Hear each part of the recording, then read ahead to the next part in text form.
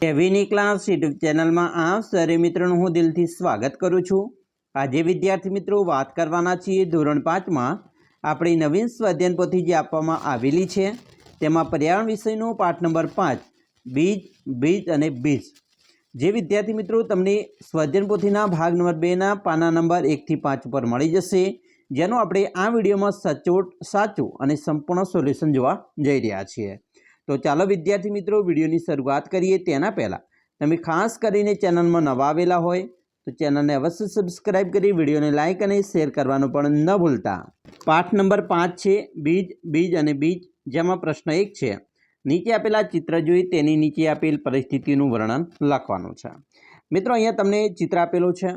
पहली परिस्थिति है जेमां मित्रों एक फूटपट्टी है बराबर, अने एमां जे फूटपट्टीनी अंदर एक बीज वावेलुं छे पण पाणी छे एनी उपर छे बराबर।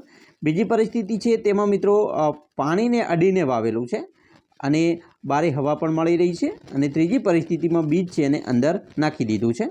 चालो हवे आपणे आ परिस्थितिना आधारे वर्णन करीए। तो पहेलुं छे परिस्थिति 1 कि परिस्थिति 1 में बीजने हवा अने गरमी मळी छे परंतु पाणी मळतुं नथी, तेथी तेनुं बीज अंकुरित थशे नहीं बराबर। चालो बीजी परिस्थिति है कि परिस्थिति 2 में बीजने हवा पाणी अने गरमी बधुं ज मळी रहे छे, तेथी ते बीज झड़पथी अंकुरित थशे। त्रीजी परिस्थिति है परिस्थिति 3 में बीजने पाणी मळी रहे छे परंतु गरमी अने हवा मळती नथी, तेथी तेनो विकास नोंधाय छे अने बीज अंकुरित थशे नहीं बराबर। तो आवी रीते मित्रों आपणे परिस्थितिनी वर्णन कर्युं। प्रश्न मित्रों 2 है। एकममां आपेल कविताना आधारे नीचे आपेला प्रश्नोना जवाब लखवाना छे। पहलो प्रश्न है कि भारत में मरचा नीचेनामांथी क्या देशमांथी आवेला छे? तो आपणो जवाब आवशे दक्षिण अमेरिका। तो अहींया 2 नंबर है आपणे अहींया लखवानुं छे। बीजुं भींडा भारत में क्या देशमांथी आवेला छे? तो आपणो जवाब है आफ्रिका। तो 4 नंबर अहींया लखीशुं। त्रीजुं युरोपमांथी कई वस्तु भारत में आवेली छे? तो आपणो जवाब है कोबीज। जे अहींया लखीशुं। चौथुं नीचेनामांथी भारतना आसाम राज्यनुं शुं छे? तो अहींया छे चा। तो आपणो जवाब 1 आवशे। पांचमुं सोयाबीननुं मूळ वतन कयुं छे? तो ते छे चीन। तो आपणो जवाब आवशे 2। तो आवी रीते विद्यार्थी मित्रों आपणे जवाबो लख्या। हवे प्रश्न 3 है पाठ्यपुस्तक में आपेला बटाटा मरचा चाईजी काव्यना आधारे तेमां वर्णेला बीजनुं माग्या मुजब वर्गीकरण करो। जेमां पहेलुं छे भारतीय बीज। तो भारतीय बीज में मित्रों वालोळ, चा, રીંગણા, कारेला, पालक, परवळ, केरी, धाणा, मेथी, संतरा आवे। ज्यारे परदेशी बीज जेमां मरचा आवे, सोयाबीन, टमेटा, कॉफी, बटाका, वटाणा, भींडा अने कोबीज छे।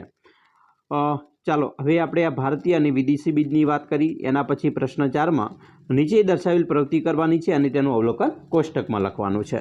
मित्रों अहींया छे कि तमने मळी रहे तेवा घऊं, मग, बाजरी, मकाई, कपास, धाणा, चणा, वाल, राई, जीरु, एरंडा के अन्य जे मळे तेना एक एक सारा बीज एकठा करवाना छे बराबर। पछी तमारा आंगणानी जमीनमां कुंडामां अने बीजने रोपवा माटे सारी माटी मळी रहे अने पाणी रेડીને ભેજવાળું બનાવવાનું છે। તમે પસંદ કરેલ જગ્યા બીજ વાવવા માટે બીજની સંખ્યા મુજબની સરખી ઊંડાઈના ખાડા બનાવવાના છે। પછી તમારી પાસેના જુદા જુદા એક એક બીજને આ ખાડામાં મૂકી ઉપર માટી વાળી દેવાની છે અને આ કુંડાઈ કે ક્યારામાં રોજ નિયમિત પાણી આપો અને બીજના ઉગવાનું અવલોકન નોંધવાનું છે। હવે આપણે મિત્રો અહીંયા એકઠા કરેલા બીજ છે બરાબર, એને બીજને નાનાથી મોટા ક્રમમાં ગોઠવીએ તો મગ, અડદ, વાલ, તુવેર, ચણા, વટાણા, રાજમા, ચોખા, બાજરી અને કપાસિયા। હવે ઉપરની પ્રવૃત્તિના અવલોકનની નીચે મિત્રો નોંધ કરવાની છે કે ભાઈ બધા જ બીજ વાવ્યાની તારીખ નોંધો। તો આપણે આજની તારીખ મારી છે 15/8/2024। બીજું સૌપ્રથમ ફણગો ફૂટ્યો હોય તે બીજનું નામ તો કે ભાઈ મગ અને બાજરી। 5 દિવસ પછી ફણગો ફૂટ્યો હોય તે બીજના નામ તો કપાસિયા, વટાણા અને તુવેર બરાબર। ચોથું જે ઉગ્યા જ ના હોય તેવા બીજનું નામ તો ચોખા અને રાજમા। પાંચમું 10મા દિવસે જે છોડને વધારે પરિણામ આવ્યા હોય તે છોડના નામ તો મગ અને તુવેર। તો આવી રીતે વિદ્યાર્થી મિત્રો આપણે અવલોકન પણ કરી શકીએ છીએ। प्रश्न 5 में मित्रों प्रश्न 4 में तमे उपयोग में लीधेला बीजनुं नीचे मुजब वर्गीकरण करवानुं छे। जेमां पहेलुं छे गोળ बीज तो मग, अड़द, बाजरी अने वटाणा। चपटा बीज तो वाल, લીસા બીજમાં રાજમા અને ચોખાનો સમાવેશ થાય છે અને ખરબચડા બીજમાં ચણા અને કપાસિયાનો સમાવેશ થાય છે। પ્રશ્ન 6 માં નીચે આપેલા વનસ્પતિનું માગ્યા મુજબ વર્ગીકરણ કરવાનું છે।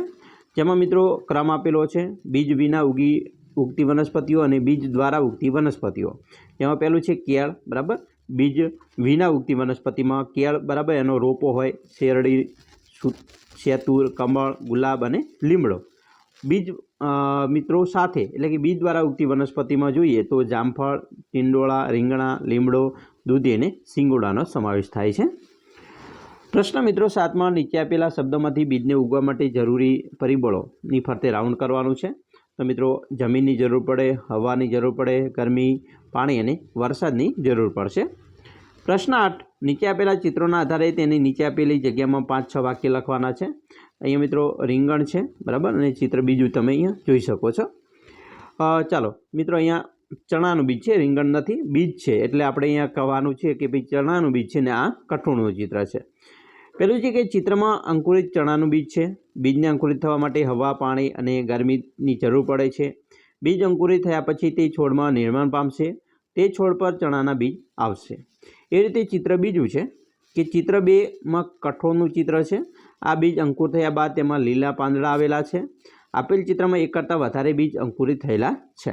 તો આવી રીતે વિદ્યાર્થી મિત્રો આપણે અવલોકન કરી શકીએ. પ્રશ્ન 9 તમે જાણતા હોય તેવા હવા, પાણી અને પ્રાણીઓ દ્વારા ફેલાતા બીજના નામ.